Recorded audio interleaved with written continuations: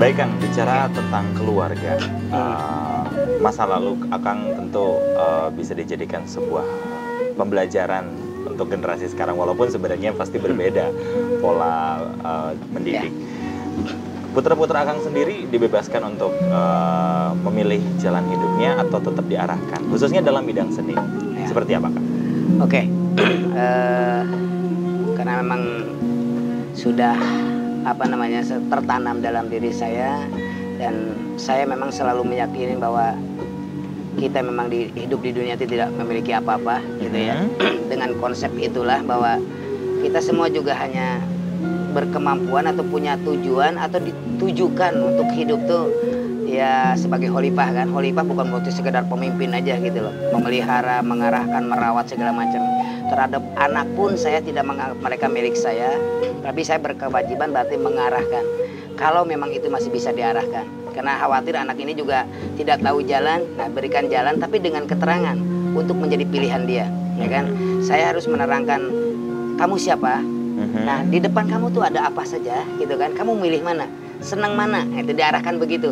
Cocok nggak ini dengan kamu gitu, seperti itu. Jadi saya tidak pernah memaksakan kamu harus jadi ini, enggak gitu kan, karena saya pun dari dulu tidak suka seperti itu gitu kan. Makanya saya dicemooh oleh orang tua, bagi saya itu jadikan cambuk gitu kan. Kebetulan saya punya kemampuan itu, bukan jadi sakit hati sama orang tua, tapi jadikan cambuk. Meskipun saya harus merapat dulu ke orang tua, jangan dijadikan doa gitu kan.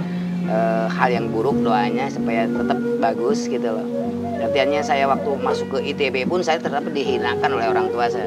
Dianggap tidak akan mungkin gitu kan. Kita makan sampai keluar sumpah bahwa kalau kamu misalkan benar masuk ITB, celana kolor kamu saya cuci gitu kan. Tapi bagi saya tidak sakit hati. Gitu. Nah, jadi ketika saya masuk pun orang tua memang gentle. Datang ke Bandung, celana saya suruh dibuka untuk dicuci gitu kan. Almarhum itu. Tapi saya tidak melakukan itu. Dan saya anggap itu sebuah cambuk aja gitu. Tapi orang tua juga sangat memberikan pembelajaran dalam kehidupan bagi saya, baik itu secara ekonomi maupun dalam ketegasan gitu kan, atau tanggung jawab. Ketika dia sudah melakukan sesuatu, dia harus bertanggung jawab. Bahkan kalaupun saya terpaksa harus minjem uang ke orang tua, itu saya harus bayar.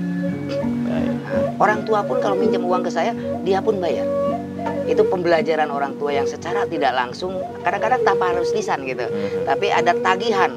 Kalau saya janji misalkan awal bulan waktu saya masih bekerja gitu kan, ya akhir bulan gitu, saya ditagih oleh orang tua, dan saya tidak sakit hati. Karena kata orang tua, kalau kamu sekarang tidak bayar, besok kamu tidak akan saya kasih. Ya kan gitu. Nah, itu pun nanti kalau kamu sudah membiasakan tidak bayar ke orang tua kamu sendiri, itu bisa menimbulkan kemungkinan kamu nanti susah bertanggung jawab kepada orang lain. Jadi tegas, ya seperti ketegasan itu, dan itu bertanggung juga, jawab. Itu yang tentu Akang juga berikan pola pendidikan kepada putra-putra. Dan itu yang paling penting, saya tetap mengarahkan mereka itu pendidikan sedini mungkin, atau membiasakan sedini mungkin secara kalau dalam bahasa Islam barangkali didawamkan atau terus menerus gitu loh, ya kan? Itulah istilah dawam itu seperti terus menerus. Jadi anak juga kalau dia tidak akan bisa main kecapi kalau cuma sekali belajar selesai. Nah, pemirsa mungkin terus pengen tahu ini yang main kecapi ini putranya apa? Ya, Jerman itu, ya. gitu kan. Jadi harus terus menerus, dan ini juga prosesnya paling 1 bulan ya. Jadi kalau mau tidur, udah walaupun hanya 5 menit cobain. Gitu kan, jadi terus menerus gitu kan, sehingga nanti kalau udah bisa dia penasaran ingin lebih bisa, dan timbul kecintaannya. Dengan munculnya kecintaan itulah insya Allah nanti apapun yang dilakukan tidak menjadi beban yang sangat berat buat dia. Jadi itulah, enjoy ya. Jadi dalam keluarga saya sangat demokratis ya, bukan hanya dalam keluarga, dengan orang-orang yang kebetulan berkecimpung dengan hidup dengan saya, seperti di pertanian, kelompok tani gitu kan, atau di showroom atau di perdagangan lain. Saya selalu menekankan mereka, kamu adalah keluarga saya, kamu adalah saudara saya, jika pun kamu anak saya gitu kan. Sehingga saya tidak boleh memisahkan bahwa kamu hanya hubungan dagang dengan saya gitu. Dengan ada hubungan keluarga ini, saya bisa tahu kalau dia sakit, saya bisa tahu kalau dia punya kebutuhan tertentu gitu loh.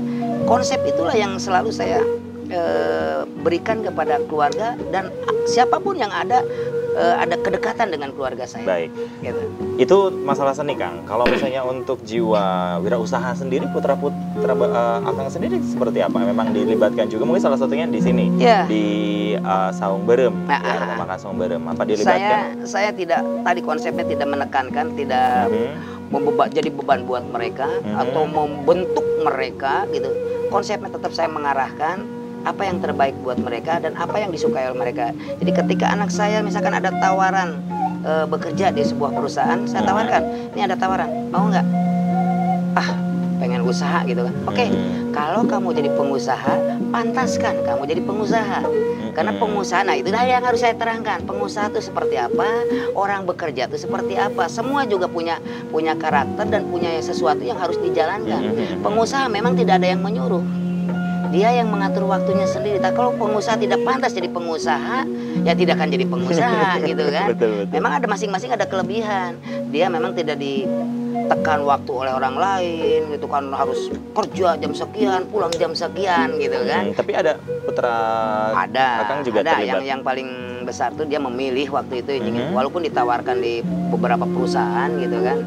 Dia berkeinginan dan mengajukan kepada saya ingin belajar jadi pengusaha. Jadi memang tidak jauh ya dengan artinya kiprah tugas saya ayahnya. akhirnya mengarahkan, oke, kalau mau jadi pengusaha dan kalau memang itu kamu sukai, sukailah pekerjaan kamu sebagai pengusaha dan pantaskan sebagai pengusaha. Baik, Gitu. sekarang kita bicara masalah salah satu aspek bisnis dari Akang, yaitu saung berem. Ini memang murni ide. Ini kan tidak hanya kuliner, tapi di sini juga ada bisa disebut rumah seni gitu. Ya. Itu memang sengaja atau seperti apa? Ya, dari konsep hidup saya dari awal bahwa setelah saya mendapatkan sesuatu yang sudah cukup lebih buat saya untuk hidup saya, artinya buat apa saya menumpuk kelebihan lagi. Jadi saya selalu mensupport dari bidang radio, udah jalanin. Misalkan saya pernah juga punya perusahaan radio gitu kan, tapi setelah jalan udah jalanin. Saya selalu mencanangkan bahwa bukan keuntungan untuk saya, karena untuk hidup saya sudah cukup, ada di pertanian, ada di showroom gitu, termasuk saung berem. Saung berem itu saya wujudkan gitu kan, bukan diciptakan tapi diwujudkan oleh saya atas kehendak Tuhan gitu kan. Ini konsepnya yang untuk kalian tapi harus oleh kalian. Nah itu, jadi silakan. Bahkan mau dipakai oleh pemerintah pun silakan, kalau itu bermanfaat untuk orang banyak. Kenapa saya munculkan kuliner tadi itu? Kalau saya terus membiayai mereka belum tentu saya sanggup. Jadi hasil kulinernya balik lagi untuk kegiatan mereka, untuk beli alat segala macam gitu. Jadi ada sebuah konsep anak-anak juga saya ya, juga yang kebetulan belajar berkesenian dari awal sini, sekarang juga bisa dipanggil keluar, atau mungkin di sini juga ada yang bookingan pakai mereka jasa mereka berkesenian. Itu segala macam yang diberikan oleh yang jasa untuk mereka, bukan untuk saung berem gitu loh. Jadi jangan beranggapan bahwa saung berem itu bisnis gitu kan untuk pribadi saya. Enggak. Ini sebuah dedikasi wujud ya, bakti untuk ya.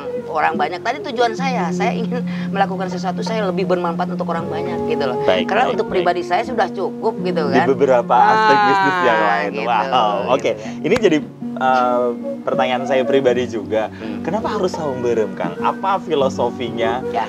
Saung berem, kenapa nggak saung hejo, saung koneng? Nah, seperti apa? Itu pertanyaan yang sangat banyak ya, muncul dari awal sampai detik ini pun banyak, termasuk Adam sekarang juga begitu.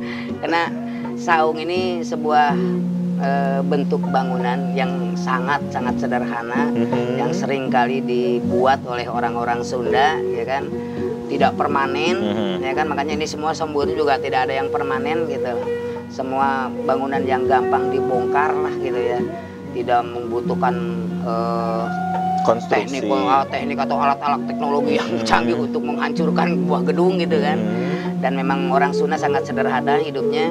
Dan saung ini juga dibuat oleh orang-orang Sunda pada umumnya itu di kebun atau di sawah. Itu hanya sebuah alat untuk istirahat setelah bekerja.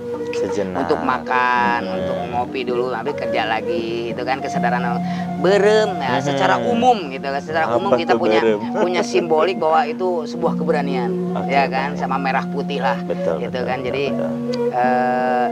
Dua itulah yang akhirnya saya rangkum bahwa ini memang harus menjadi tempatnya para seniman Sunda gitu kan, atau noman-noman yang sudah menyatakan dirinya orang Sunda, baik itu orang Karawang atau orang manapun yang menyatakan dirinya Sunda dan ingin berkarya apapun jenis keseniannya gitu, selama itu masih karya budaya kita dan yang harus kita kembangkan, kita lestarikan. Bukan berarti dikembangkan jadi berubah total gitu kan, karena ada sistem yang ada yang sifat pakem, ada yang masih bisa kita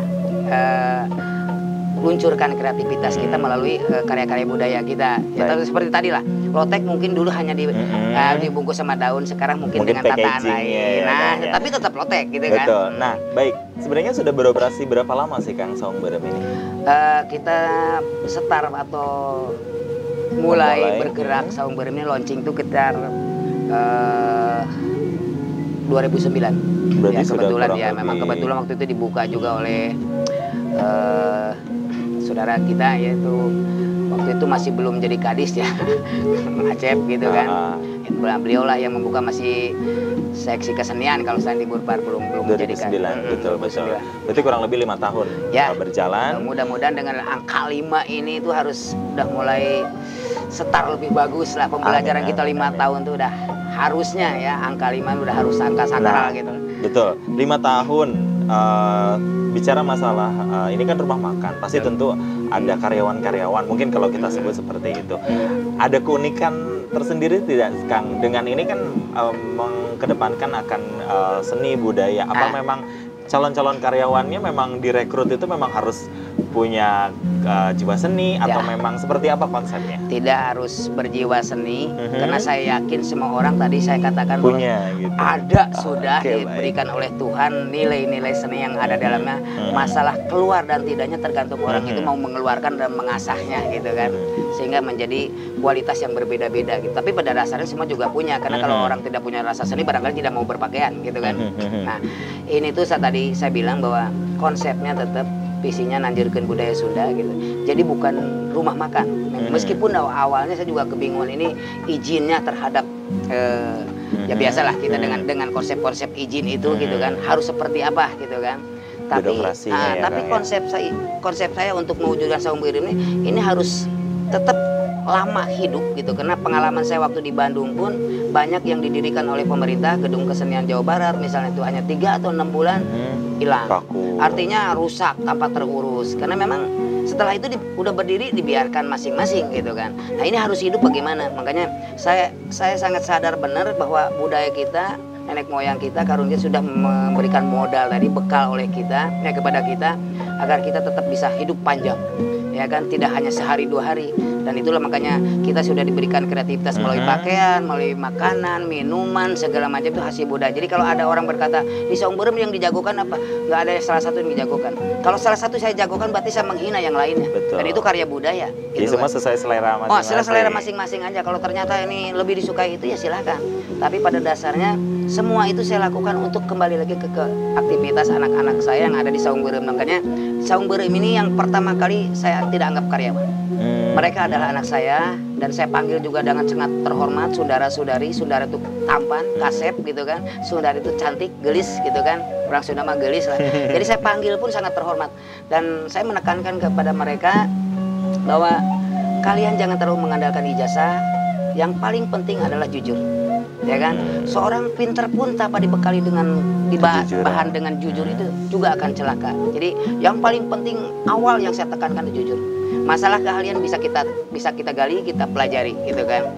Makanya sama saya bukan harus dibakar ijazahnya, simpan sajalah. Sekarang kita belajar sekolah tambahan di alam. Banyak yang bisa kita baca tidak hanya di sekolah gitu. Jadi intinya ingin menjadi bagian dari Saung Berem ini mengutamakan kejujuran dan juga kerja dan mereka keras. Tetap belajar, tidak harus menjadi karyawan karena saya tidak menganggap karyawan sekali lagi. Kalau mereka sudah siap untuk terjun di luar, kita masih tetap bisa bantu.